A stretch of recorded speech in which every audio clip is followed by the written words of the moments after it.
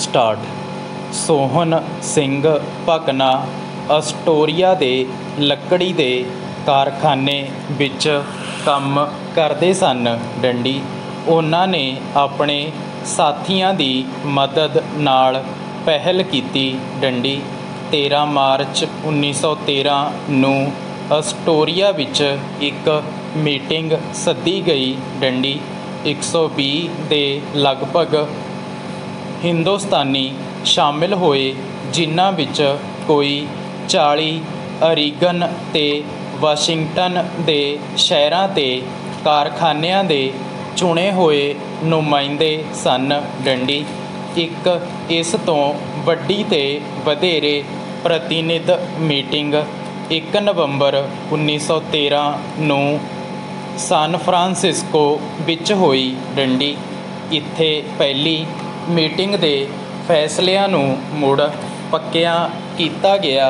ਡੰਡੀ ਦੋਹਾਂ ਮੀਟਿੰਗਾਂ 'ਤੇ $15,000 ਤੋਂ ਵੱਧ ਫੰਡ ਇਕੱਠਾ ਹੋਇਆ ਤੇ ਹਿੰਦੀ ਐਸੋਸੀਏਸ਼ਨ ਆਫ ਅਮਰੀਕਾ ਦੀ ਨੀਂਹ ਰੱਖੀ ਗਈ। ਡੰਡੀ ਹਿੰਦੀ, ਉਰਦੂ, ਮਰਾਠੀ ਤੇ ਗੁਰਮੁਖੀ ਵਿੱਚ ਇੱਕ ਹਫ਼ਤਾਵਾਰ ਅਖਬਾਰ ਕੱਢਣ ਦਾ ਫੈਸਲਾ ਕੀਤਾ ਗਿਆ। ਡੰਡੀ 1857 ਦੇ ਗਦਰ ਦੀ ਯਾਦ ਵਿੱਚ ਇਸ ਦਾ ਨਾਂ ਵੀ ਗਦਰ ਰੱਖਿਆ ਗਿਆ। ਡੰਡੀ ਐਸੋਸੀਏਸ਼ਨ ਵੀ ਅੱਜ ਮਹਾਨ ਇਨਕਲਾਬੀ ਯਾਦਾਂ ਤਾਜ਼ੀਆਂ ਕਰਨ ਵਾਲੇ ਨਾਂ ਗਦਰ ਪਾਰਟੀ ਦੇ ਨਾਂ ਨਾਲ ਮਸ਼ਹੂਰ ਹੋਈ। ਡੰਡੀ ਇਹਦੇ ਬਾਨੀਆਂ ਵਿੱਚ ਮੁਖੀ ਸਨ ਸੋਹਣ ਸਿੰਘ ਭਕਨਾ, ਜਵਾਲਾ ਸਿੰਘ, ਵਸਾਖਾ ਸਿੰਘ, ਸੰਤੋਖ ਸਿੰਘ, ਕਰਤਾਰ ਸਿੰਘ ਸਰਾਭਾ, ਕੇਸਰ ਸਿੰਘ, ਪਿਰਥਵੀ ਸਿੰਘ, ਅਰੂੜ ਸਿੰਘ, ਨਿਧਾਨ ਸਿੰਘ ਮਹੇਸਰੀ, ਨਿਧਾਨ ਸਿੰਘ ਝੁੱਗਾ, ਕਾਂਸ਼ੀ ਰਾਮ, ਜਗਤ ਰਾਮ, ਕਰਮ ਸਿੰਘ ਚੀਮਾ, ਭਾਗ ਸਿੰਘ ਕੈਨੇਡੀਅਨ, ਸ਼ੇਰ ਸਿੰਘ, ਲਾਲ ਸਿੰਘ, ਊਧਮ ਸਿੰਘ ਕਸੇਲ, ਸੰਤਾ ਸਿੰਘ ਗੰਡੀਵਿੰਡ ਤੇ ਹਰਨਾਮ ਸਿੰਘ ਟੁੰਡੀਲਾਟ ਨਾਂ ਜਿਹੜੇ ਅੱਜ ਦੇਸ਼ ਦੀ ਆਜ਼ਾਦੀ ਲਈ ਉਮਰਾਂ ਬੱਧੀ ਸੰਗਰਾਮਾਂ ਤੇ ਇਨਸਾਨੀ ਤਾਕਤ ਤੋਂ ਵਾਰੀਆਂ ਕੁਰਬਾਨੀਆਂ ਦੀ ਤਸਵੀਰ ਅੱਖਾਂ ਸਾਹਮਣੇ ਲੈ ਆਉਂਦੇ ਹਨ। ਡੰਡੀ ਗਦਰ ਪਾਰਟੀ ਦੇ ਬੁਨਿਆਦੀ ਮਤਿਆਂ ਵਿੱਚ ਪਾਰਟੀ ਦਾ ਮੁੱਖ ਮੰਤਵ ਬਰਤਾਨਵੀ ਰਾਜ ਨੂੰ ਉਲਟਾ ਕੇ ਹਿੰਦੁਸਤਾਨ ਵਿੱਚ ਆਜ਼ਾਦੀ ਦੇ ਬਰਾਬਰੀ ਦੀਆਂ ਨੀਹਾਂ 'ਤੇ ਇੱਕ ਆਜ਼ਾਦ ਕੌਮੀ ਜਮਹੂਰੀਅਤ ਦੀ ਉਸਾਰੀ ਕਰਨਾ ਸੀ ਤੇ ਇਸ ਮੰਤਵ ਨੂੰ ਕੇਵਲ ਇੱਕ ਹਥਿਆਰਬੰਦ ਕੌਮੀ ਇਨਕਲਾਬ ਰਾਹੀਂ ਹੀ ਸਿਰੇ ਚੜ੍ਹਾਇਆ ਜਾ ਸਕਦਾ ਸੀ। ਡੰਡੀ ਗਦਰ ਪਾਰਟੀ ਦੇ ਹਰ ਮੈਂਬਰ ਦਾ ਫਰਜ਼ ਸੀ ਕਿ ਉਹ ਦੁਨੀਆ ਦੇ ਕਿਸੇ ਹਿੱਸੇ ਵਿੱਚ ਵੀ ਹੋ ਰਹੀ ਗੁਲਾਮੀ ਵਿਰੋਧੀ ਸੰਗਰਾਮ ਵਿੱਚ ਹਿੱਸਾ ਲਏ। ਡੰਡੀ ਪਹਿਲੀਆਂ ਚੋਣਾਂ ਵਿੱਚ ਸੋਹਣ ਸਿੰਘ ਭਕਨਾ ਤੇ ਹਰਦਿਆਲ ਪਾਰਟੀ ਦੇ ਪ੍ਰਧਾਨ ਤੇ ਚੀਫ ਸੈਕਟਰੀ ਚੁਣੇ ਗਏ। ਡੰਡੀ ਜਵਾਲਾ ਸਿੰਘ ਤੇ ਕੇਸਰ ਸਿੰਘ ਮੀਤ ਪ੍ਰਧਾਨ, ਕਾਂਸ਼ੀ ਰਾਮ ਖਜ਼ਾਨਚੀ, ਕਰੀਮ ਬਖਸ਼ ਤੇ ਮੁਨਸ਼ੀ ਰਾਮ ਆਰਗੇਨਾਈਜ਼ਿੰਗ ਸੈਕਟਰੀ ਚੁਣੇ ਗਏ। ਡੰਡੀ ਇਹਨਾਂ ਸਾਰੇ ਬੁਨਿਆਦੀ ਮੈਂਬਰਾਂ 'ਤੇ ਨਿਰਭਰ ਇੱਕ ਆਰਗੇਨਾਈਜ਼ਿੰਗ ਕਮੇਟੀ ਤੇ ਵਧੇਰੇ ਗੁਪਤ ਤੇ ਰਾਜਸੀ ਕੰਮ ਲਈ 3 ਬੰਦਿਆਂ ਦਾ ਇੱਕ ਕਮਿਸ਼ਨ ਵੀ ਚੁਣਿਆ ਗਿਆ। ਡੰਡੀ ਕਰਤਾਰ ਸਿੰਘ ਸਰਾਭਾ, ਹਰਨਾਮ ਸਿੰਘ ਟੁੰਡੀਲਾਟ ਤੇ ਜਗਤ ਰਾਮ ਗਦਰ ਅਖਬਾਰ ਕੱਢਣ ਲਈ ਲਾਲਾ ਹਰਦਿਆਲ ਦੇ ਸਹਾਇਕ ਥਾਪੇ ਗਏ। ਡੰਡੀ ਗਦਰ ਪਾਰਟੀ ਦਾ ਕੇਂਦਰੀ ਦਫ਼ਤਰ ਨੰਬਰ 436 ਹਿੱਲ ਸਟਰੀਟ, ਸਨ ਫਰਾਂਸਿਸਕੋ ਵਿੱਚ ਕਾਇਮ ਕੀਤਾ ਗਿਆ, ਜੋ ਜੁਗਾਂਤਰ ਆਸ਼ਰਮ ਦੇ ਨਾਂ ਨਾਲ ਪ੍ਰਸਿੱਧ ਹੋਇਆ। ਡੰਡੀ 1918 ਵਿੱਚ ਪਾਰਟੀ ਨੇ ਨੰਬਰ 5 ਫੂਡ ਸਟਰੀਟ ਵਿੱਚ ਆਪਣੀ ਬਿਲਡਿੰਗ ਖੜੀ ਕਰ ਲਈ। ਡੰਡੀ 1 ਨਵੰਬਰ 1913 ਨੂੰ ਗਦਰ ਅਖਬਾਰ ਦਾ ਪਹਿਲਾ ਪਰਚਾ ਛਪ ਕੇ ਨਿਕਲਿਆ। ਡੰਡੀ ਇਹਦਾ ਇੱਕ ਇੱਕ ਅੱਖਰ ਸਾਮਰਾਜ ਵਿਰੁੱਧ ਕੌਮੀ ਬਗਾਵਤ ਦਾ ਸੁਨੇਹਾ ਦਿੰਦਾ ਸੀ। ਡੰਡੀ ਹਰ ਪਰਚੇ ਵਿੱਚ ਇੱਕ ਮਜ਼ਮੂਨ ਬਰਤਾਨਵੀ ਰਾਜ ਦਾ ਕੱਚਾ ਚਿੱਠਾ ਹੁੰਦਾ ਸੀ। ਡੰਡੀ ਇਹ ਗੁਲਾਮੀ ਹੇਠ ਨਪੀੜੇ ਹਿੰਦੁਸਤਾਨੀਆਂ ਦੀਆਂ ਅਕਹਿ ਮੁਸੀਬਤਾਂ 'ਤੇ ਅਤਿਅੰਤ ਗਿਰਾਵਟ ਤੇ ਮੰਦਹਾਲੀ ਦੀ ਵਾਰਤਾ ਸੀ। ਡੰਡੀ ਆਜ਼ਾਦੀ ਦੇ ਸਿਪਾਹੀਆਂ ਨੂੰ ਗਦਰ ਕੇਵਲ ਮੌਤ ਤੇ ਸ਼ਹਾਦਤ ਦਾ ਇਕਰਾਰ ਹੀ ਕਰਦਾ ਸੀ, ਤਾਂ ਵੀ ਅਜਿਹੇ ਸਿਪਾਹੀਆਂ ਦੀ ਗਿਣਤੀ ਵੱਧਦੀ ਹੀ ਗਈ।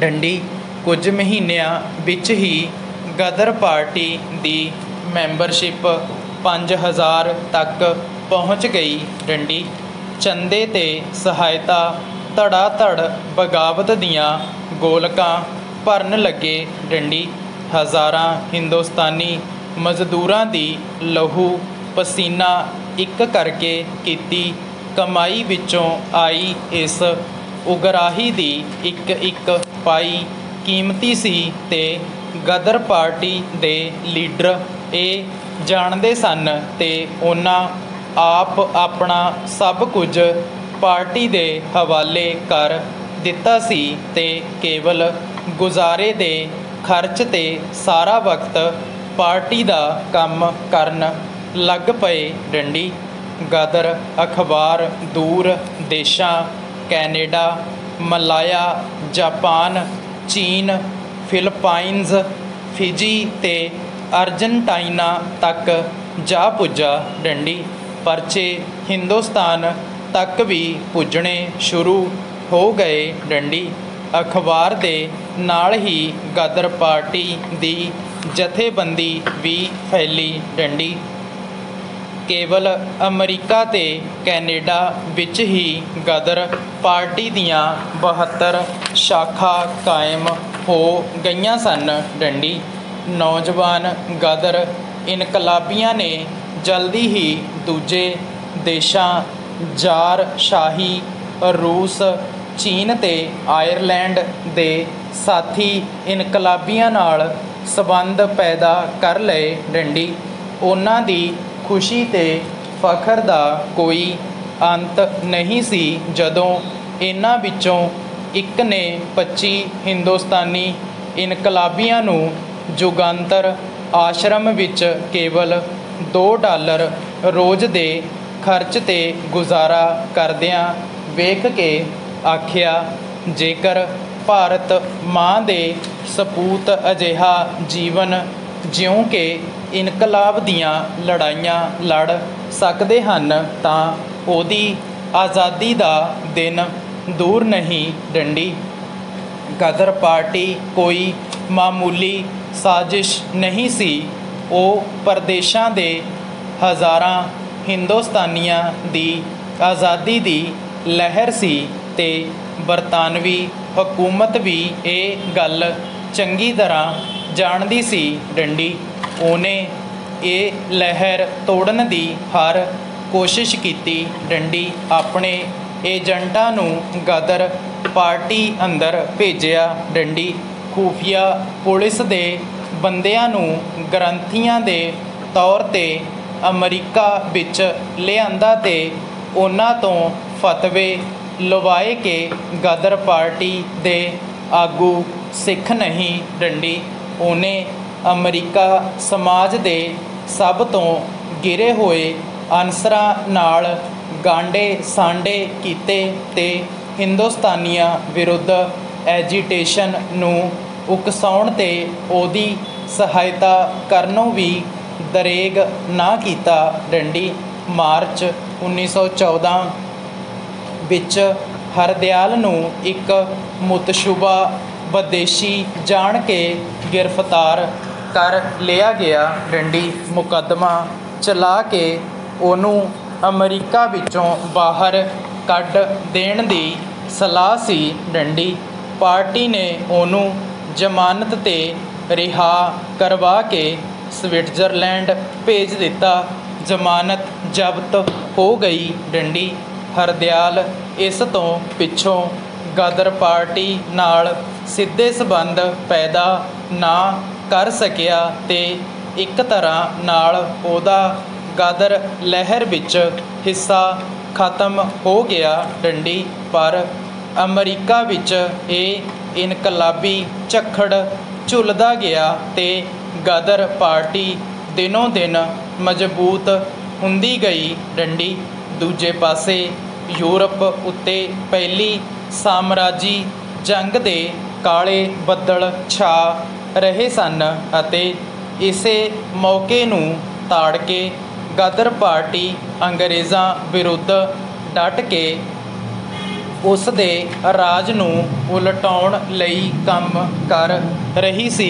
डंडी 1910 विच कैनेडा विच पास होए दाखले संबंधी कानूनां ने अगे लई हिंदुस्तानियां दा कैनेडा अंदर आउणा ही नहीं रोक दिता सी, सगों इन्हां दा मतलब सी कि बर्मा, मलाया, सिंगापुर ते चीन तक पहुँच चुके ਉਹ हिंदुस्तानी जिन्हां अमरीका ते कैनेडा पहुँचण दी कोशिश विच अपना सब कुछ वेच जां गहणे पा दिता सी, इन्हां इलाकिਆਂ विच ही फसे रह जाणगे। डंडी कैनेडा विच वस चुके हिंदुस्तानियां दियां मावां भैणां ते वोटियां हुण कैनेडा दे कंढियां तक तां पहुँच सकदियां सन,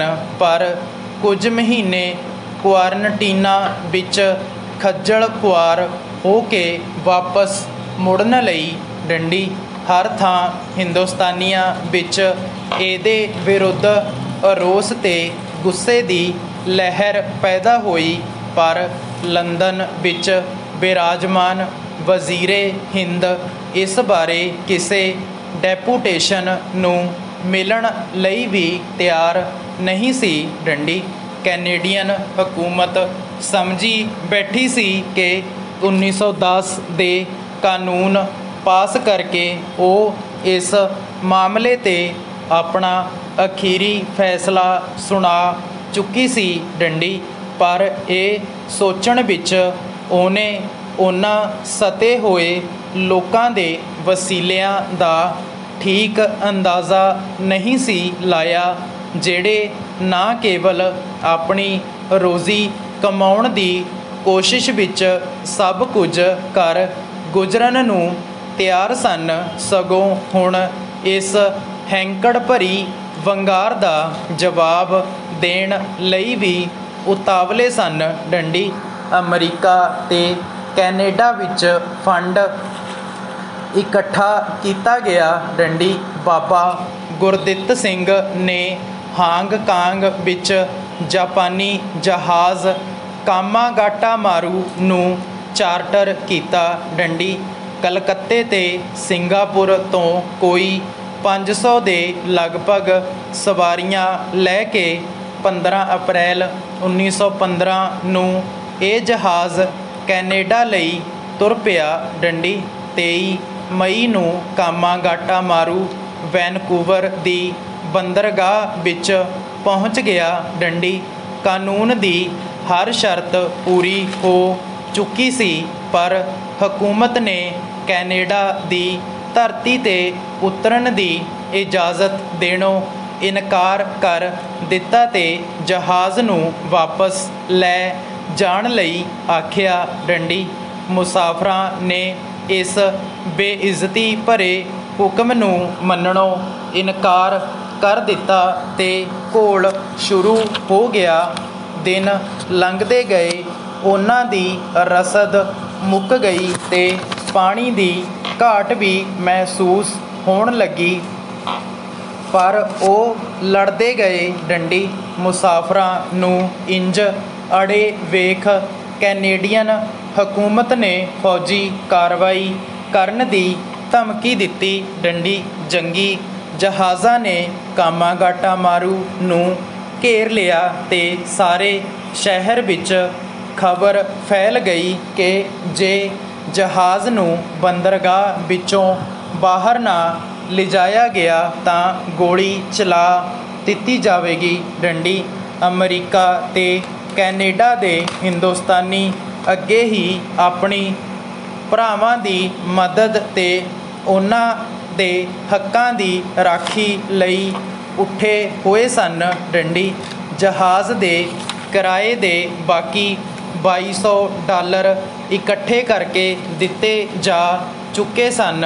ਡੰਡੀ ਹਰ ਥਾਂ ਮੀਟਿੰਗਾਂ ਮੁਜ਼ਾਹਰੇ ਤੇ ਹੜਤਾਲਾਂ ਜਥੇਬੰਦ ਕੀਤੇ ਗਏ ਸਨ। ਡੰਡੀ ਹਕੂਮਤ ਦੀ ਪੱਥਰਦਿਲੀ ਤੇ ਮੁਸਾਫਰਾਂ ਦੀ ਹਾਲਤ ਨੇ ਕੈਨੇਡੀਅਨਾਂ ਦੇ ਦਿਲਾਂ ਨੂੰ ਵੀ ਟੁੰਬਿਆ ਤੇ ਉਹਨਾਂ ਕਾਮਾਗਾਟਾਮਾਰੂ ਦੇ ਖਿਲਾਫ ਤਾਕਤ ਦੀ ਵਰਤੋਂ ਦੀ ਨਿਖੇਧੀ ਕੀਤੀ। ਡੰਡੀ ਉਹ ਅੱਗੇ ਹੀ ਆਪੇ ਤੋਂ ਬਾਹਰ ਸਨ। ਡੰਡੀ ਪਰ ਜਦੋਂ ਇਸ ਗੋਲੀ ਚਲਾਉਣ ਦੀ ਨਵੀਂ ਧਮਕੀ ਦੀ ਖਬਰ ਹਿੰਦੁਸਤਾਨੀਆਂ ਨੂੰ ਮਿਲੀ, ਫੌਰਨ ਵੈਨਕੂਵਰ ਦੇ ਗੁਰਦੁਆਰੇ ਵਿੱਚ 4000 ਹਿੰਦੁਸਤਾਨੀਆਂ ਦੀ ਮੀਟਿੰਗ ਸੱਦੀ ਗਈ। ਡੰਡੀ ਜਜ਼ਬੇ ਹੱਦੋਂ ਜ਼ਿਆਦਾ ਭੜਕੇ ਹੋਏ ਸਨ।